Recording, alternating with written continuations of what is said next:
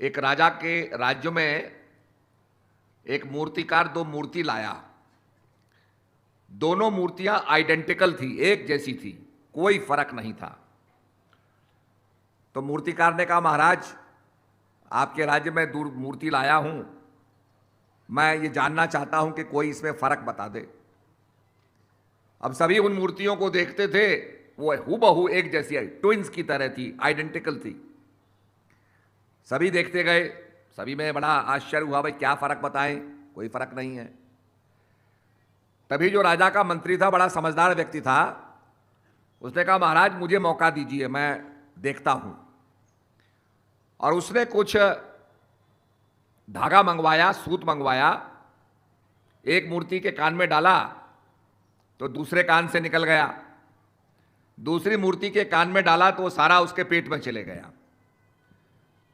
तो मंत्री ने कहा, महाराज ये मूर्ति एक जैसी हैं, पर इनमें फर्क यह है कि एक मूर्ति उन लोगों का रिप्रेजेंटेशन करती है, उनका प्रतिनिधित्व करती है जो एक कान से सुनते हैं, दूसरे कान से बात को निकाल देते हैं, और दूसरी मूर्ति जो सुनती है वो सुन करके अपने जीवन में उतारती है, अपने पेट में उतारती है, अर्थात उस पर क्रियात्मक कदम उठाती है।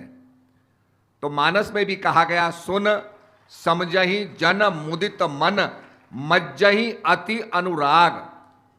अनुराग के साथ, डेडिकेशन के साथ हम उसका मंजन करें। लेह चार फल अछत तनु। चार फल की प्राप्ति होती है। बड़े बड़े कथाकार बताएंगे, अर्थ धर्म काम और मोक्ष, ये चार फल की प्राप्ति होती है।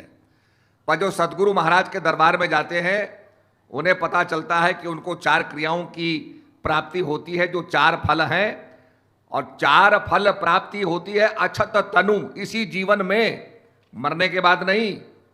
लोग कहते हैं मरने के बाद ये मिलेगा, मरने के बाद वहां जाओगे। वो कहते हैं लेह चार फल अछत तनु साधु समाज प्रयाग। ये साधु संतों का जो प्रयाग है, क्योंकि प्रयाग में तीन धाराएं बहती हैं, एक यमुना, एक गंगा, एक सरस्वती। तो यमुना गंगा तो आप देख लेते हैं, सरस्वती किले के अंदर इलाहाबाद के नीचे से, प्रयागराज के नीचे से जो है बह करके जाती है, और वो है ज्ञान की गंगा।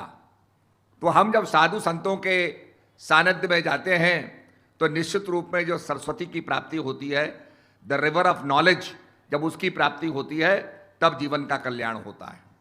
तो मैं आपको ये बताना चाहता हूं, हमारे संतों ने यही समझाने का प्रयास किया कि भाई मन दिया तह सब दिया, मन के लार शरीर, अब देवन को कुछ नहीं कह गए दास कबीर।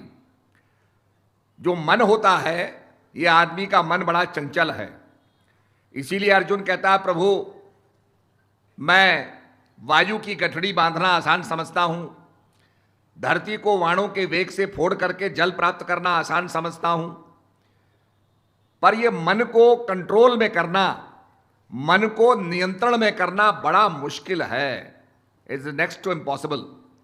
तो भगवान कहते हैं अभ्यास और वैराग्य से अर्जुन ये मन बस में किया जाता है।